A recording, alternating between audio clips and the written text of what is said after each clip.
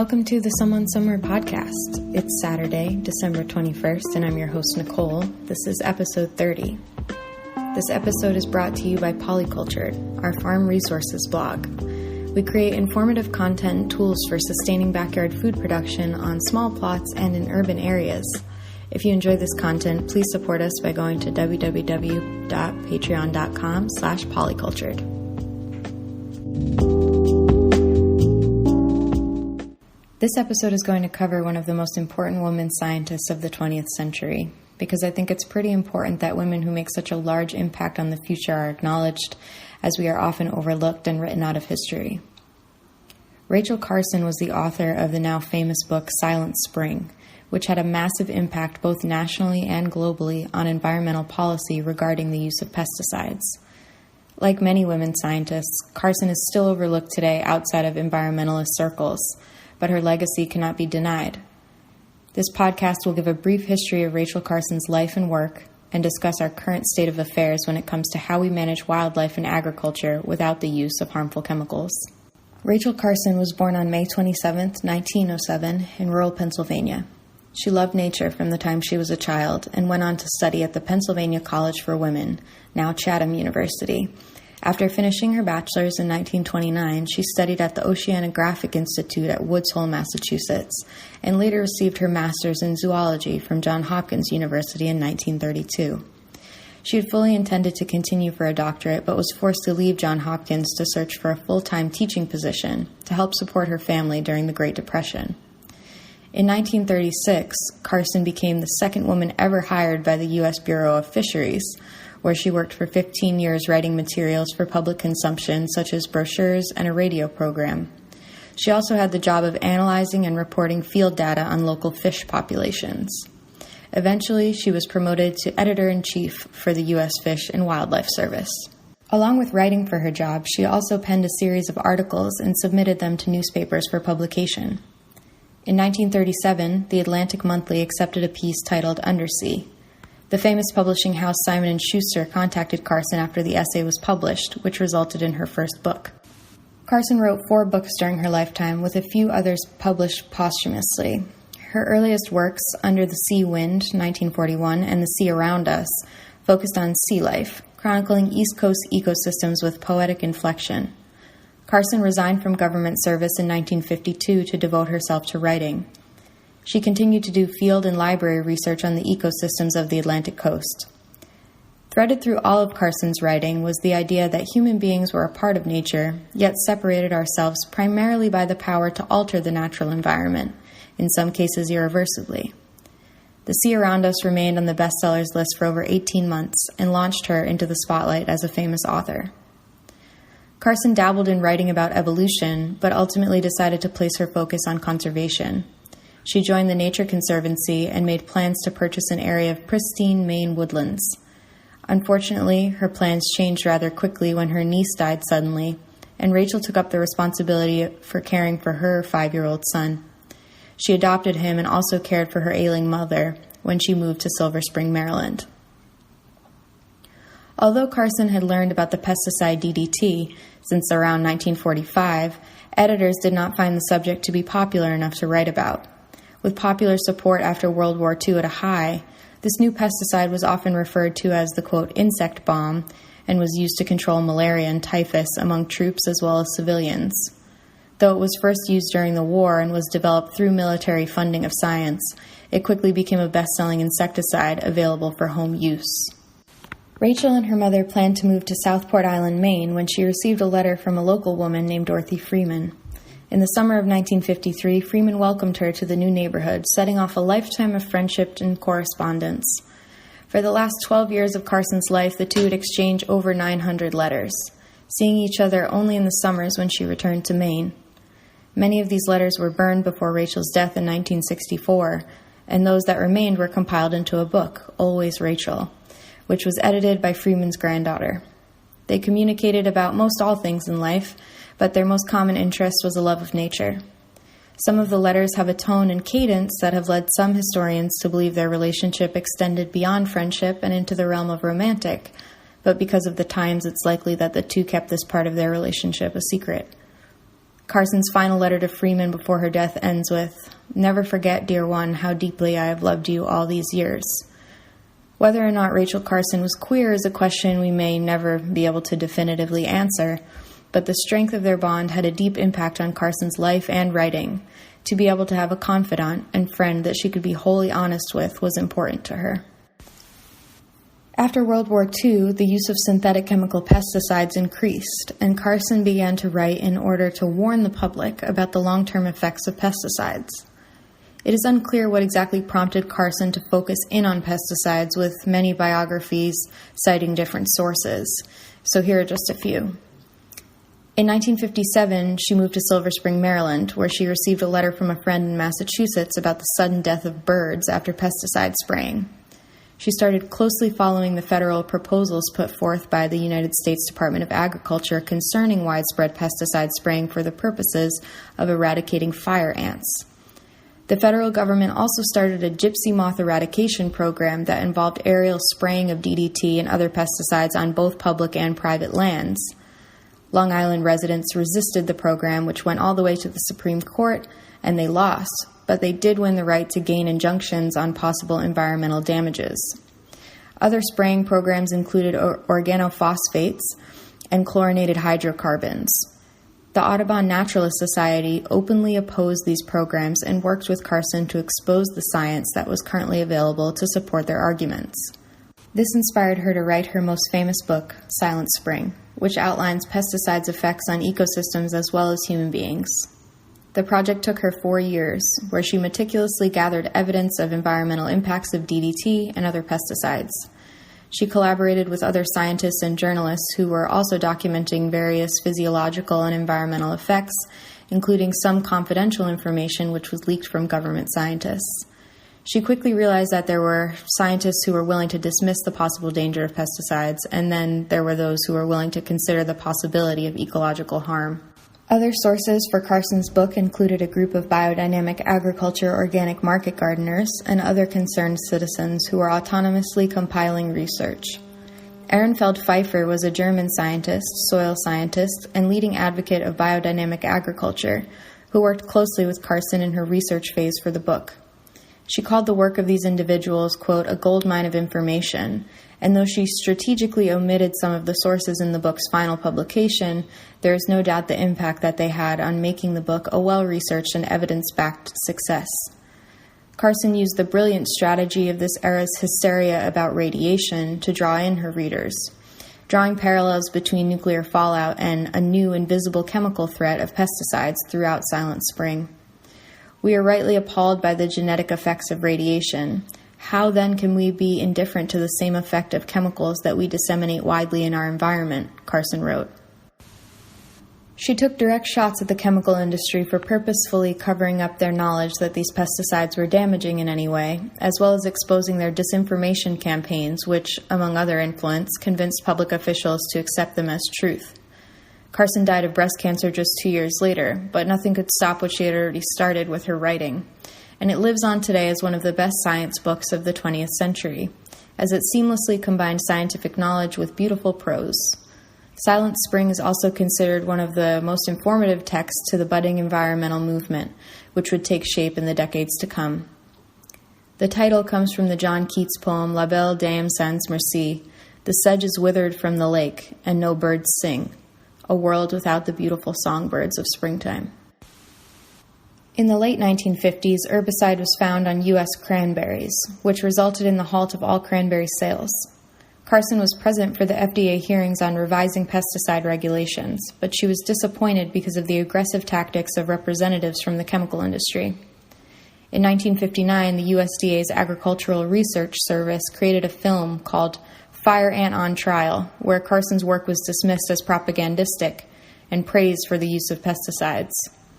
It became apparent to Carson that her research was in direct contradiction with these industry representatives and their power to sway government opinion and resulting regulation. She questioned the, quote, financial inducements behind certain pesticide programs.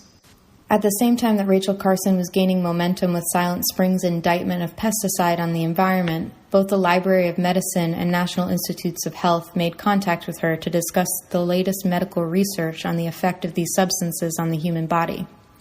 Wilhelm Huber of the National Cancer Institute began classifying many pesticides as carcinogens. Carson, her assistant Jeanne Davis, and National Institute of Health librarian Dorothy Algier found conclusive evidence to support the connection between pesticide use and cancer. Though the research was clear, this didn't make their views any less controversial in the wider medical community and society at large. By the 1960s, Carson had advanced to the writing stage of her book, as she had gathered more than enough evidence to support her conclusions. Sadly, she fell ill with an ulcer and other infections which delayed the completion of the book and discovered cysts on her left breast, which resulted in a mastectomy. By early 1961, it was clear that the cancer had metastasized, but she hid her illness from the public so the pesticide corporations could not use it against her as a sign of implicit bias. The editing was completed in 1962, and plans were made to promote the book. The book was so impactful because of its unapologetic criticism of the false paradigm of scientific progress in the post-war 1950s era. It acknowledges that not only do humans live in the environment, we are stewards of it, and also responsible for manipulating it. She writes in Chapter 2, quote, "Only within the moment of time represented by the present century has one species, man, acquired significant power to alter the nature of his world." She went on to say that pesticides should be more accurately named biocides because they affect all life that comes into contact with that chemical substance. Quote, "Since the mid-1940s, over 200 basic chemicals have been created for use in killing insects, weeds, rodents, and other organisms described in the modern vernacular as pests, and they are sold under several thousand different brand names. These sprays, dusts, and aerosols are now applied almost universally to farms, gardens, forests, and homes, non-selective chemicals that have the power to kill every insect, the good and the bad, to still the song of birds and the leaping of fish in the streams, to coat the leaves with a deadly film, and to linger on in soil. All this, though the intended target may be only a few weeds or insects. Can anyone believe it is possible to lay down such a barrage of poisons on the surface of the earth without making it unfit for all life? They should not be called insecticides, but biocides. The whole process of spraying seems caught up in an endless spiral." Most of the book is dedicated to this endless spiral, the effect of pesticides on everything ecological, from the sea and rivers to the soil, insects, plants, animals, and more. She notes that we would see more insects develop pesticide resistance, while at the same time weakened ecosystems would lose native species through the introduction of invasive ones. Later in the book, a few chapters are dedicated to poisoning, illness, and most notably cancer being caused by pesticide exposure. She predicted that cancer rates would continue to rise as these chemicals continued to saturate our environment and public drinking water supply. She ends the book with a call to work with nature, rather than against it. Quote, "There is then a whole battery of armaments available to the forester who's willing to look for permanent solutions that preserve and strengthen the natural relations in the forest. Chemical pest control in the forest is at best a stopgap measure, bringing no real solution, at worst killing the fishes in the forest streams, bringing on plagues of insects and destroying the natural controls and those we may be trying to introduce. By such violent measures, says Dr. Rubenstone, the partnership for life in the forest is entirely being unbalanced, and the catastrophes caused by parasites repeat in shorter and shorter periods. We therefore have to put an end to these unnatural manipulations brought into the most important and almost last natural living space which has been left for us. Through all these new imaginative and creative approaches to the problem of sharing our earth with other creatures, there runs a constant theme. The awareness that we are dealing with life, with living populations, and all their pressures and counter-pressures, their surges and recessions. Only by taking account of such life forces and by cautiously seeking to guide them into channels favorable to ourselves can we hope to achieve a reasonable accommodation between the insect hordes and ourselves. When the book was preparing to be published in September of 1962, several rounds of promotion were organized.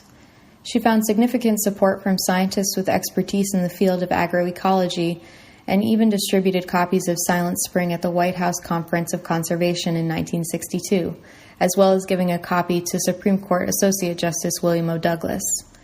In June of 1962, The New Yorker published excerpts from Silent Spring, which not only brought wider popularity to the book, but also brought it to the attention of the chemical industry and its lobbyists.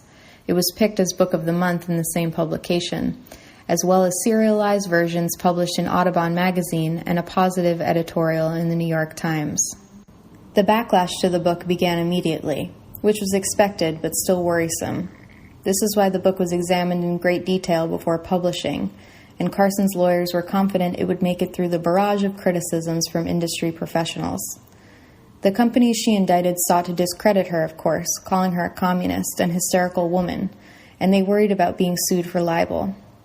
DuPont Chemical Company, a main manufacturer of DDT and an herbicide called 2,4-D, and Velisco Chemical Corporation, manufacturer of the insecticides chlordane and heptachlor, responded quickly. DuPont created a report on the book's upcoming press coverage and estimated the impact it would have on public opinion. Velisco threatened legal action against the publisher, as well as the New Yorker and Audubon, unless they canceled their plans to highlight the book. They also used more covert tactics, such as anonymously lodging a range of complaints about the book's accuracy and producing their own propagandistic content, like brochures and articles that promoted and defended the use of pesticides. Two biochemists from the Fortune 500 company American Cyanamid were some of the most aggressive critics, especially of Carson's criticisms of DDT. They boastfully proclaimed that we would be sent back, quote, into the dark ages, and that, quote, insects, diseases, and vermin would once again inherit the earth, as well as labeling her, quote, a fanatic defender of the cult of the balance of nature.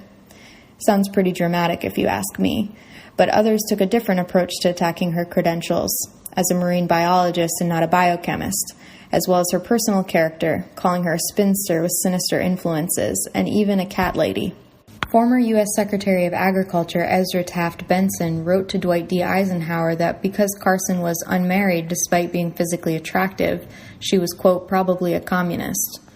In one threatening letter to Houghton Mifflin, Velsicol's general counsel insinuated she was some kind of agricultural propagandist from the Soviet Union, and that her intention was to reduce Western countries' ability to produce their own food. Ironically, Carson's book didn't explicitly call to ban all pesticides. It rather preached that we investigate other methods of pest management and limit spraying as little as possible to avoid the development of pesticide resistance. In 1963, CBS Reports ran a special titled The Silent Spring of Rachel Carson, which garnered over 15 million viewers and made pesticide a public issue. It featured Carson reading excerpts from Silent Spring as well as interviews from other experts, including her critics. Her demeanor remained measured, appearing as anything but the hysterical alarmist that her critics intended. After it aired, the issue became so important and widespread that it prompted a congressional review of pesticide use and a publicly released pesticide report from the President's Science Advisory Committee. The same year, she testified before the U.S. Senate Subcommittee, as well as John F. Kennedy's Science Advisory Committee, calling for new policies to protect human health and the environment.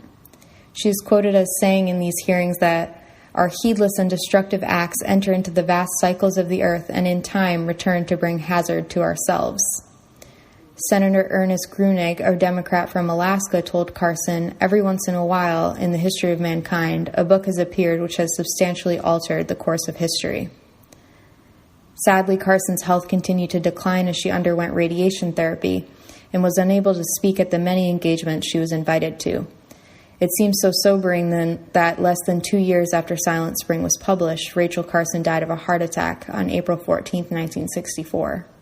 Thankfully, the impact of her work exceeded her individual lifetime, and it continues to be as relevant as ever today. If you think about the book in context of the whole trajectory of the 1960s, it preceded the anti-war social movements that were the pretext, the roots of the environmentalist and deep ecology movements we have today. Environmental engineer and Carson scholar H. Patricia Hines said, quote, Silent Spring altered the balance of power in the world. No one since would be able to sell pollution as the necessary underside of progress so easily and uncritically. Her work also resulted in the formation of the Environmental Defense Fund, an organization that brought lawsuits against the government to establish a citizen's right to a clean environment, and its first main focus was DDT. By 1972, the EDF, along with other environmentalist groups, had secured a phase-out of DDT in the USA, except in the case of emergencies. In 1970, the Environmental Protection Agency was formed and took over control of regulating pesticides, which was formerly a task given to the USDA, who also promoted the concerns of the agriculture industry. As you can see, there was a blatant conflict of interest there. The Federal Insecticide, Fungicide, and Rodenticide Act and Clean Water Act were both enforced in 1972, and both can be said to have been in the wake of the momentous book Silent Spring. Though there is no outright evidence to conclude that Rachel Carson was a women's rights activist, her work nonetheless has had an impact on women scientists and whistleblowers, and has influenced ecofeminist theory. Part of the criticisms Rachel endured were explicitly gendered in nature, including being labeled hysterical, amateur, and emotional. Images of Carson can also be examined through a feminist lens, as they rarely depict her doing field or laboratory work, but rather her at her leisure. Not to mention that her book took on an extremely moneyed and powerful chemical industry, run by men and espousing patriarchal discourse like notions of war, domination, capitalist production, and control over nature. In many ways, we can take a look at the various ways Carson was attacked and draw parallels to today, in this era of climate change, extreme weather events, and other human-derived environmental catastrophes.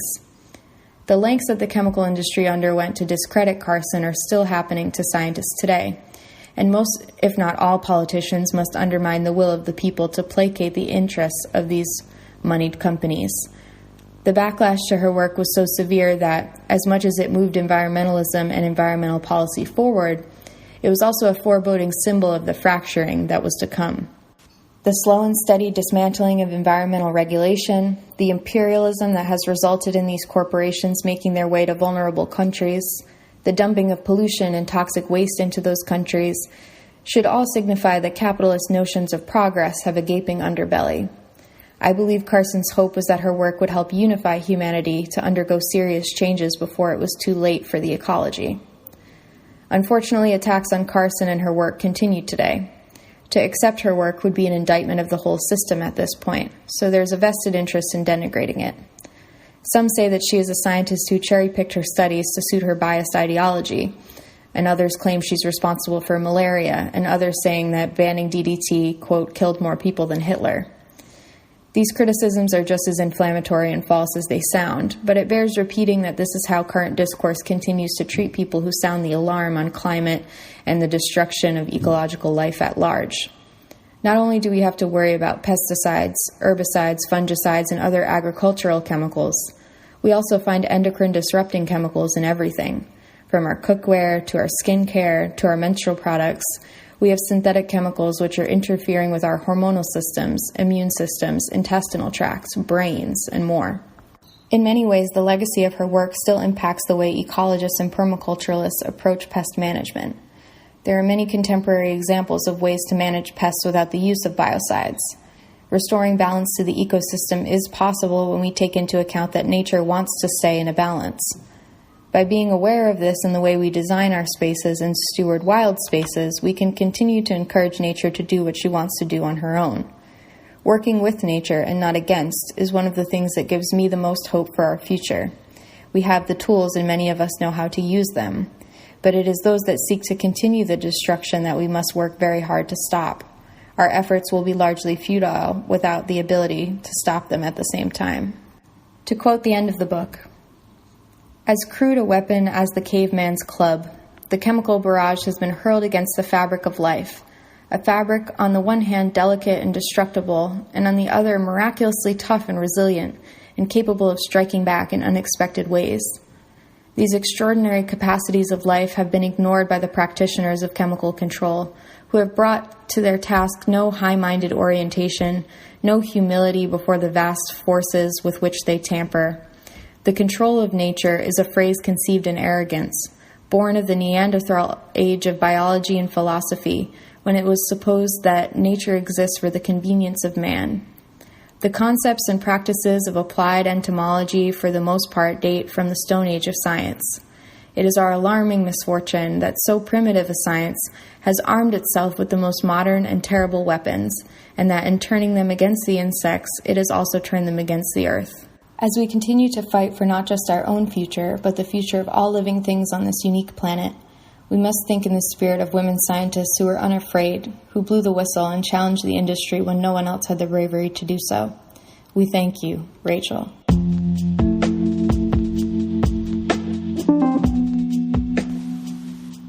Thanks for listening. If you like the show, please like, subscribe, and comment to let me know how I'm doing. This episode is brought to you by Polycultured, our farm resources blog. We're bringing you info on backyard food production and sustainable living on small plots and in urban areas, as well as information about science history, such as the podcast you just listened to. If you enjoy this content, please support us by going to www.patreon.com/polycultured. This concludes episode 30 of the Someone Summer podcast. Good night.